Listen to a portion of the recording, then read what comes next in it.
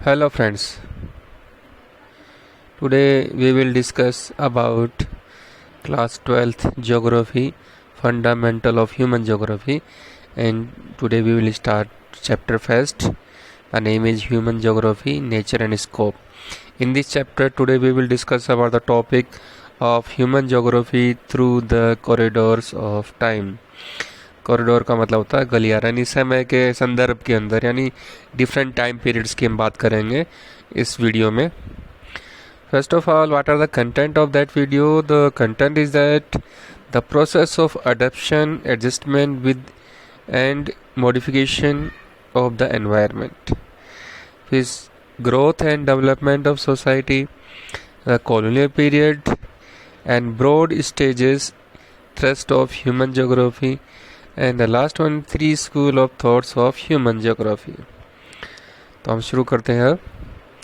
तो first of all मैं आपको बताना चाहूँगा कि जब एंशिएंट टाइम में ह्यूमन बींग्स का डेवलपमेंट हुआ डिफरेंट जनरेशन्स में, यानी आज से 15, 20, 30 हज़ार साल पहले या लाखों साल पहले धीरे धीरे जो ग्रोथ हुई ह्यूमन बींग्स की, डेवलपमेंट हुआ, दे टोटली डिपेंड ऑन एनवायरनमेंट. जो ह्यूमन बींग्स थे स्टार्टिंग में उन्होंने एनवायरनमेंट के साथ में अडेप्शन किया, एडजस्टमेंट किया, और फिर बाद में जैसे जैसे टाइम निकलता गया उन्होंने बाद में एनवायरनमेंट को लर्न किया, उसको समझा और उसको मॉडिफिकेशन किया. जैसा कि हम कह सकते हैं कि जो ह्यूमन बींग्स उन्होंने नेचर के बारे में समझा कि किसी चीज़ को अगर रगड़ेंगे बार बार, उसको घर्षण करेंगे तो वहाँ पर गर्मी होगी, उससे आग लगेगी. तो उस तरह से उन्होंने लर्न किया इस चीज़ को, सीखना. तो डिफरेंट प्लेसेस के अंदर उन्होंने ये चीज़ें लर्न की कि हम नेचर के साथ में, एनवायरनमेंट के साथ में अडोप्शन कैसे करें, उसको उसी के अकॉर्डिंग हमको ढलना है, उसके साथ एडजस्टमेंट करना है और उसके अकॉर्डिंग ही हमें अपने आप को मॉडिफिकेशन करना है. So according the process they started with the appearance of human being over the surface of the earth different ecological niches. तो यहाँ पर अगर बात कर दें कि ऑल ओवर वर्ल्ड में डिफरेंट क्लाइमेटिक कंडीशंस हैं, जैसे लाइक सहारा है, अंटार्कटिका है, अमेजन बेसिन है. तो यहाँ पर डिफरेंट क्लाइमेटिक कंडीशन है, माउंटेन एरिया, तो यहाँ पर अलग अलग फिजिकल फीचर. तो यहाँ पर उसके अकॉर्डिंग जो वहाँ के ह्यूमन बींग्स थे उन्होंने अपने आप को उनके अकॉर्डिंग चेंज कर लिया. फिर यहाँ पर अगर हम बात करते हैं व्हाट इज़ ह्यूमन ज्योग्राफी, तो पहले आप समझ लीजिए ह्यूमन ज्योग्राफी का मतलब क्या होता है. Human geography the interaction of environment and human being. तो एक्चुअल में क्या है human geography? It is a process and study and theory and learning about the interaction of human being with environment. तो ह्यूमन ज्योग्राफी का basic सा concept ये है कि जो ह्यूमन ज्योग्राफी है उसमें हम इंटरेक्शन को लर्न करते हैं. इंटरेक्शन किन लोगों के बीच, किन जी, आपके एनवायरनमेंट और ह्यूमन बींग्स के बीच में जो इंटरेक्शन होता है उसकी स्टडी करते हैं कि एनवायरनमेंट का ह्यूमन बींग्स पे क्या इफ़ेक्ट होता है और ह्यूमन बींग्स का एनवायरनमेंट पे क्या इफ़ेक्ट होता है. तो यहाँ पर इसकी काफ़ी लंबी हिस्ट्री है कि स्टार्टिंग में ह्यूमन बींग का जो डेवलपमेंट था डिपेंडेंसी थी नेचर के ऊपर थी. अकॉर्डिंग टू नेचर वो अपने आप को ढालते थे और उसी के according geography have a long temporal continue through the approach of articulate them have change over time. तो यहाँ पे मैं बताना चाहूँगा कि जो टेम्परल है और कंटिन्यूम का मतलब क्या है कि यहाँ पर निरंतरता, जो रेगुलर जो चेंजेस आ रहे हैं, धीरे धीरे चेंजेस आ रहे हैं, डिफरेंट चीज़ों में चेंज आ रहे हैं. और आर्टिकुलेट का मतलब होता है स्पष्ट, साफ रूप से जो चेंजेस हैं लॉन्ग टाइम में देखने को मिले हैं हमारे आफ्टर डेवलपमेंट. यहाँ पर डायनेमिज्म का मतलब होता है जोश करना है, किसी चीज़ में तेज़ लाना. तो यहाँ पर जो डिफरेंट अप्रोचेज हैं, डिफरेंट जो पहलू हैं, दृष्टिकोण हैं, उनके अंदर डिफरेंट टाइम्स के अंदर डिफरेंट चीज़ों में अलग अलग डेवलपमेंट हुआ है in their nature of the discipline. अब यहाँ पर पहले के टाइम पे अगर बात करें, there was a little interaction between different society and the knowledge about can reach other was limited. Because in earlier time there was no transportation, no telecommunication, no other communication with different people, different society in different part of the world, different part of the country and places. So that's why all the knowledge of people limited. तो यहाँ पर लोगों की जानकारी थी वो एक दूसरे के साथ में नहीं थी, आना जाना नहीं था, ट्रांसपोर्टेशन नहीं था, तो उनकी जो नॉलेज थी वो लिमिटेड थी क्योंकि इंटरेक्शन नहीं था. But after the development of movement of people they travel in different places and explore.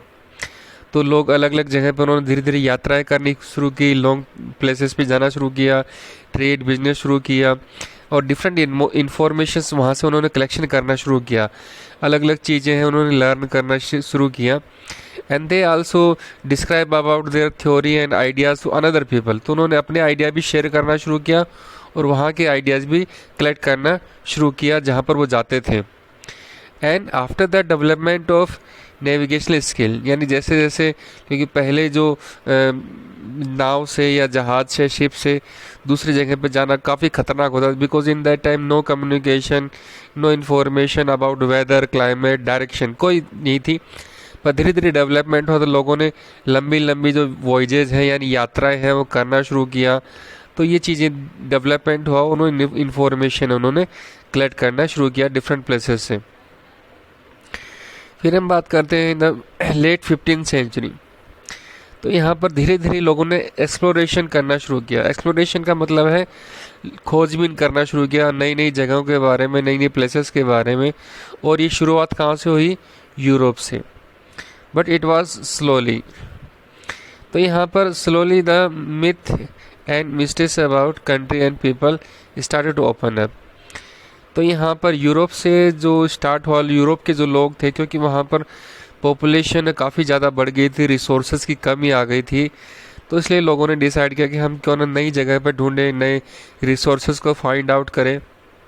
तो इस तरह से नई नई चीज़ें उन्होंने फाइंड आउट की, एक्सप्लोरेशन करना शुरू किया.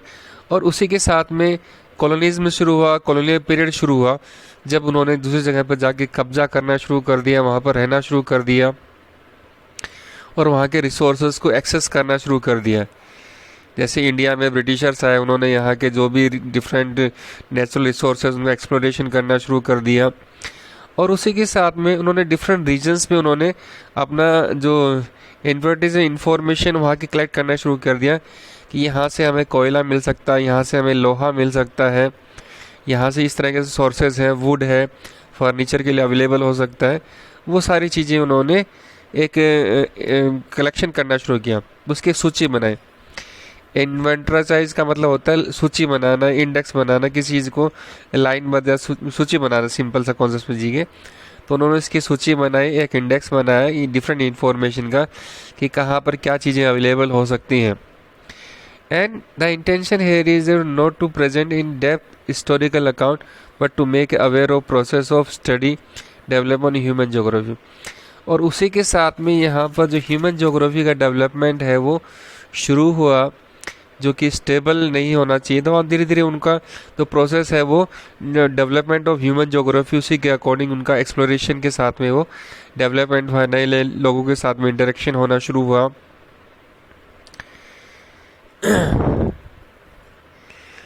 Now we will discuss about broad stages and thrust of human geography.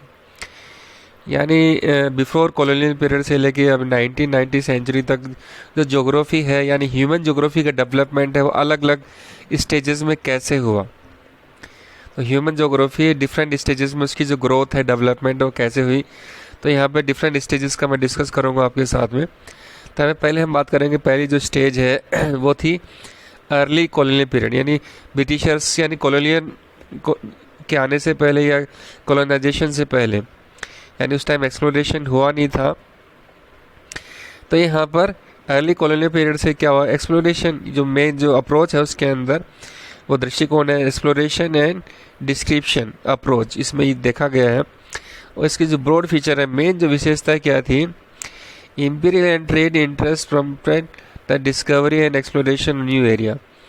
तो कॉलोनी पीरियड से पहले जो लोगों का जो टारगेट था वो मेन टारगेट था discovery exploration of new area, क्योंकि नए बिजनेस के एरिया को फाइंड आउट की जाए यानी उनका ये टारगेट नहीं था कि वहाँ कॉलोनी बनाई जाए, उनका मेन था कि एक्सेस टू रिसोर्स, कि वहाँ पर जाएं और वहाँ के रिसोर्सेज को वो कैसे एक्सप्लोर करें, कौन से कहाँ पर उन्हें कोयला मिल सकता है, वुड मिल सकती है और डिफरेंट रिसोर्सेज उनको अवेलेबल, तो वो उन्होंने फाइंड आउट करना शुरू किया।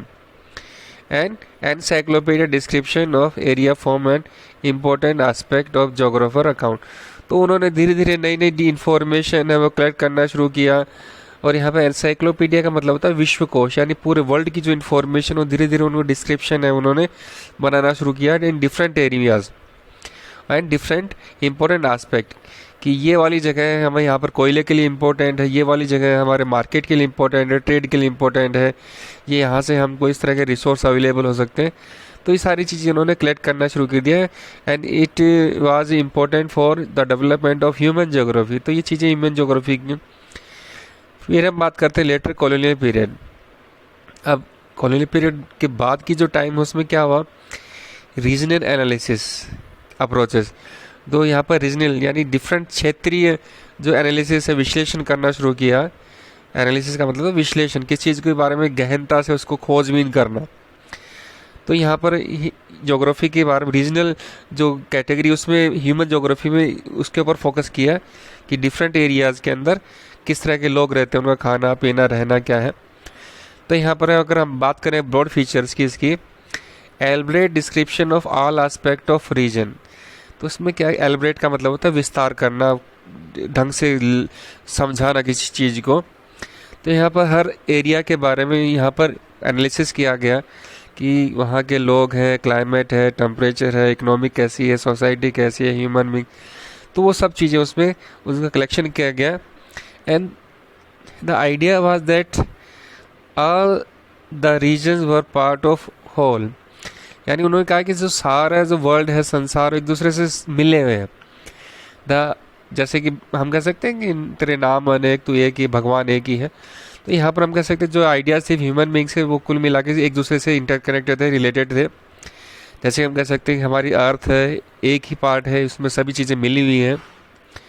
सो understanding the part of totally would lead to an understanding of the whole, यानी एक चीज़ को मतलब समझने का मतलब है कि धीरे धीरे हमको पूरी चीज़ों को समझना होगा।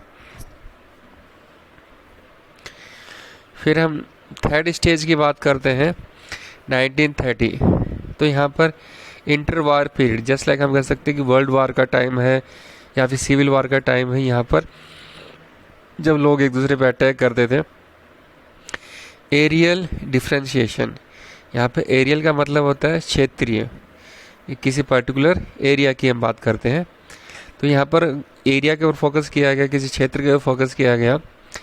टू आइडेंटिफाइंग द यूनिक और एनी रीजन, यानी किसी पर्टिकुलर रीजन के अंदर कुछ एरिया स्पेसिफिक होता है कि इस जगह पर हमें गोल्ड मिलेगा, तो वो एक स्पेसिफिक प्लेस हो सकता है, उस पर फोकस किया जाए, उस रीजन के ऊपर, उसमें एक पर्टिकुलर प्लेस पे फोकस किया जाए कि उसमें यूनिकनेस क्या है, स्पेशलिटी क्या है।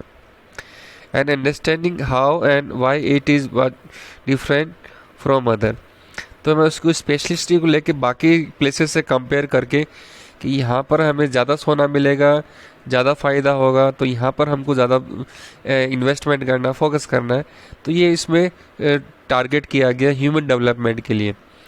दैट मीन्स कि ह्यूमन डेवलपमेंट 1930s में जो थ्योरी थी कि यहाँ पर जहाँ पर स्पेशल यूनिकनेस होगी वहाँ पर ह्यूमन डेवलपमेंट देखने को मिलेगा, यानी जहाँ पर खाना पीना रहने की सुविधा होगी वहाँ लोगों का रहना मिलेगा। फिर हम बात करते हैं फोर्थ स्टेज की 1950 टू लेट 1960। 50 और 60 के बीच में हम बात करते हैं स्पेशल ऑर्गेनाइजेशन। स्पेशल का मतलब होता है स्थानीय। क्या होता है स्थानीय, यानी किसी प्लेस का जो डिफरेंट प्लेसेस वहाँ पर डिफरेंट ऑर्गेनाइजेशंस के बारे में यहाँ पर रखा गया ह्यूमन ज्योग्राफी के कॉन्टेक्स्ट में। तो इसका जो ब्रॉड फीचर वो क्या है, it mark by the use of computers. तो यहाँ पर जैसे 1950-60 के अंदर कंप्यूटर का डेवलपमेंट हो गया, सोफिस्टिकेटेड स्टैटिस्टिकल डिफरेंट टूल्स हैं वो डेवलपमेंट हो गए, और उसी के साथ में यहाँ पर लॉस ऑफ फिजिक्स का यूज़ किया गया। फिजिक्स के जो रूल्स हैं उनको यूज़ किया गया, किस चीज़ों को लेके किया गया, to map and analysis human phenomena, कि जो ह्यूमन बींग्स के जो विचारधाराएं हैं, उनके जो गुण है वगैरह, उनकी या फिर उनके जो किसी एरिया का मैपिंग करना है तो उसमें फिजिक्स के लॉज को यूज़ किया गया और कंप्यूटर की हेल्प से उसको मार्क किया गया कि यहाँ पर ह्यूमन बींग्स का एरिया इतना है, यहाँ पर डेंसिटी इतनी है।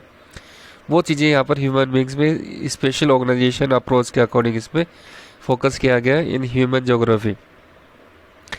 और ये जो फेज है, टाइम पीरियड था, कॉल्ड द क्वांटिटेटिव रेवोल्यूशन, संख्यात्मक क्रांति जिसे हम कह सकते हैं। That was the time of quantitative revolution. याद रखिएगा 1950 से 60 का जो टाइम पीरियड था, that was recognise quantitative revolution. तो इसका मेन जो ऑब्जेक्टिव था, identifying maple pattern of different human activities. तो इसका जो मेन तो था कि डिफरेंट एरिया का मैपिंग करना और जो ह्यूमन बींग्स की एक्टिविटीज़ हैं, दैट मीन्स कि यहाँ पर एग्रीकल्चर होती है, यहाँ पर और दूसरे तरह की ट्रेड बिजनेस एक्टिविटी होती है, तो उसके अकॉर्डिंग उसकी मैपिंग करना, या माइनिंग होती है उसकी डिफरेंट माइनिंग, तो उसके अकॉर्डिंग उसको मैपिंग करना। फिर हम फिफ्थ स्टेज की बात करते हैं, दैट वाज इन द 1917। अब यहाँ पे 3 चीज़ों का डेवलपमेंट हुआ। Emergence of humanistic, that means मानववादी, रेडिकल्स, दैट मीन्स सुधारवादी या आमूलवादी जिसे हम कह सकते हैं, एंड बिहेवियर स्कूल। तो 3 चीज़ों की हम आगे डिस्कस करेंगे इनके बारे में। तो यहाँ पर इसके ब्रॉड फीचर की बात करता हूँ। तो यहाँ पर discontentment with the quantitative revolution. तो यहाँ पर जो डिसकंटेंटमेंट था, यानी इसका मतलब होता है असंतोष। डिसकंटेंटमेंट का होता है असंतोष। दैट मीन्स जो क्वांटिटेटिव रिवोल्यूशन हुआ, यानी लोगों ने प्रोडक्शन ज़्यादा किया, अमीर लोग ज़्यादा अमीर हो गए, तो उससे लोग संतुष्ट नहीं थे, खुश नहीं थे उस टाइम के अंदर। यानी जो डेवलपमेंट एक स्पेसिफिक ग्रुप ऑफ पीपल के लिए था, सभी लोगों के लिए नहीं था। एंड इन दैट टाइम डिसह्यूमनाइज्ड, यानी ये ह्यूमन बींग्स के वेलफेयर के लिए नहीं था। And dehumanized manner of doing geography led to emergence of 3 new school. तो इन चीज़ों से बाद में नए जो थॉट्स हैं, आइडियाज़ हैं, लोगों के डेवलपमेंट हुए, जो ह्यूमनिस्टिक है, रेडिकल है, बिहेवियर है, ये हम डिस्कस करेंगे ज्योग्राफी के अंदर in the 1970। And human geography was made more relevant to the socio political reality. यानी धीरे धीरे जो ज्योग्राफी का जो कनेक्शन है वो सोसाइटी के साथ में, पॉलिटिक्स के साथ में धीरे धीरे कनेक्ट होने लग गया। ये फोकस है खाली उसी चीज़ पर नहीं, सोसाइटी यानी इक्वलिटी के लिए, समाज के लिए, उसको इसके साथ में जोड़ के देखने लगने लगा। फिर हम बात करते हैं लास्ट जो स्टेज है 1990 के बाद में, जो पोस्ट मॉडर्नाइज इन ज्योग्राफी की हम बात करते हैं। तो यहाँ पर मॉडर्नाइजेशन के बाद में जो स्पेशल फोकस किया गया, ब्रॉड फीचर की बात करता हूँ। तो यहाँ पर धीरे धीरे जो जनरलाइजेशन था, the applicability of universal theories थी, यानी जो लोगों ने पहले जो भी थ्योरी बनाए, थॉट बनाए, आइडियाज़ बनाए, वो सब जर्नलिज्म था, यानी स्पेशल था, एक किसी सबके लिए कॉमन चीज़ें थी। But after the modernisation development, तो यहाँ पर क्या कहा गया, the human condition were question. तो उसके फोकस किया गया कि ये पहले जो कॉमन चीज़ें थी वो कॉमन नहीं हो सकती हैं। आज के टाइम में हर किसी का अपना अपना व्यवहार है, थॉट है, आइडियाज़ हैं, थिंकिंग है, सेपरेटली है, यानी एक ही जगह पर आपको डिफरेंट प्लेसेस के अंदर डिफरेंट चीज़ें आपको देखने को मिल जाती हैं। So the importance of understanding each local context. तो यहाँ पर हर लोकल कॉन्टेक्स्ट में उससे फोकस किया गया कि किसी स्टेट में डिफरेंट एरियाज़ में किस तरह के लोग रहते हैं, किस तरह की भाषाएं बोली जाती हैं, किस तरह का कल्चर है, किस तरह की एक्टिविटीज़ हैं, उन चीज़ों पे इस पर फोकस किया गया। Now 3 school of thoughts. तो यहाँ पर स्कूल का मतलब अपनी विद्यालय से नहीं है। तो यहाँ पे स्कूल का मतलब है particular group of people who think about a particular idea, यानी एक ऐसा ग्रुप जो एक स्पेशल थॉट रखता है, विचारधारा रखता है। तो यहाँ पर 3 तरह के थॉट थे, विचारधारा जो फॉलो करने वाले थे। पहला था welfare of humanistic school of thought, यानी पहली जो विचारधारा थी ह्यूमन ज्योग्राफी की वो था वेलफेयर, यानी समाज कल्याण, कि अगर सोसाइटी का डेवलपमेंट होगा तो यहाँ पर सबसे पहले हमको क्या करना है, सोशल डेवलपमेंट करना है ह्यूमन बींग्स का। So that's why geography was mainly concerned with the different aspect of social being. तो यहाँ पर इसी के अंदर सोसाइटी में डेवलपमेंट के लिए 3 चीज़ों पर फोकस किया गया कि लोगों के लिए घर हो, अच्छी हेल्थ हो और अच्छी एजुकेशन हो। तो ह्यूमन ज्योग्राफी में इन चीज़ों पे फोकस किया गया in the welfare thought and humanistic school of thought में housing, health and education. And geography already introduce a paper, और इसी के लेके यहाँ पर ज्योग्राफी और सोशल वेल बीइंग एक सब्जेक्ट भी शुरू किया गया है, जो ऑलरेडी शुरू हो चुका है पोस्ट ग्रेजुएट में, जो कि बाद में जो social humanistic school of thought वाले लोग थे उन्होंने इंट्रोड्यूस किया। फिर हम बात करते हैं रेडिकल स्कूल ऑफ थॉट। तो मैं बताऊंगा रेडिकल क्या होता है। जो लोग इस तरह के लोग हैं जो कि सोसाइटी में और पॉलिटिक्स में चेंज चाहते हैं, बदलना चाहते हैं, उनको जल्दी से जल्दी समाज में नई नई विचारधारा है वो चेंज करना, यानी पुरानी चीज़ों को हटा के नई चीज़ें लाना चाहते हैं, उस तरह के लोग। तो इनमें जो मेन जो थ्योरी थी वो बेस्ड थी कार्ल मार्क्स के ऊपर। किसके ऊपर थी? कार्ल मार्क्स थ्योरी के ऊपर थी। इन्होंने ये क्या किया, the basic cause of poverty. तो यहाँ पे उन्होंने जो कार्ल मार्क्स था उनका बेसिक कॉज के गरीबी का जो मेन कारण था वो क्या बताया कि जो कैपिटलिज्म है, जो सोशल इनइक्वालिटी है, वो स्पेशली जो कैपिटलिज्म की वजह से है। और कैपिटलिज्म के बारे में मार्क्स ने अपना आइडिया दिया था कि जो पूंजीपति लोग हैं, दैट मीन्स मैं समझाऊंगा आपको कि किसी भी फैक्ट्री का जो मालिक है वो तो काम नहीं करता है, काम कौन करता है? मजदूर लोग करते हैं। और सारा जो प्रॉफिट है, बेनिफिट है, मोस्टली वो किसको मिल जाता है? मालिक को। और मजदूर को उसका मेहनत का उतना हिस्सा नहीं मिलता जितना कि उसको मिलना चाहिए, जितना प्रॉफिट हुआ है। तो यहाँ पर जो कार्ल मार्क्स है उन्होंने कहा कि जो प्रॉफिट है सभी लोगों में बराबर बांटा जाए। ऐसा नहीं किसी एक आदमी के हाथ में सारी जो प्रॉफिट है, बेनिफिट है, फ़ायदा है एक के हाथ में रहे, क्योंकि इससे क्या हो रहा है, लोगों में पोवर्टी हो रही है, गरीबी हो रही है, इनइक्वलिटी हो रही है। तो दैट वाज द प्रॉब्लम। तो ये इस तरह की सोच रखते थे कि समाज में चेंज किया जाए, बदलाव किया जाए। फिर हम बात करेंगे behaviour school of thought. Behaviour यानी व्यवहारवादी विचारधारा वाले लोग। तो इनका जो मेन आइडिया था कि लाइव एक्सपीरियंस, कि जो हमारे सामने हम जो देख रहे हैं और जो हम समझ रहे हैं उस तरह की चीज़ों पे उनको फोकस किया जाए। क्योंकि सोसाइटी में क्या है, the perception of space by social category based on ethnicity, race and religion. कि यहाँ पर डिफरेंट एथनिसिटी का मतलब होता है जाति। इसका मतलब क्या होता है? जाति, यानी स्पेशल जो जातीय लोग हैं, स्पेशल कैपरी प्रजाति के लोग हैं। तो यहाँ पर इन चीज़ों पे कि जो हमको लाइव है सोसाइटी में सभी को इक्वलिटी देनी है। So the behaviour school think about the perception of space by social category based on ethnicity and religion. कि यहाँ पे धर्म के आधार पे जो डिफरेंट कैटेगरी बांटे गए हैं, विभाजन हुआ है लोगों का सोसाइटी में, उसको ख़त्म किया जाए। तो आज के लिए इतना ही। थैंक यू, धन्यवाद।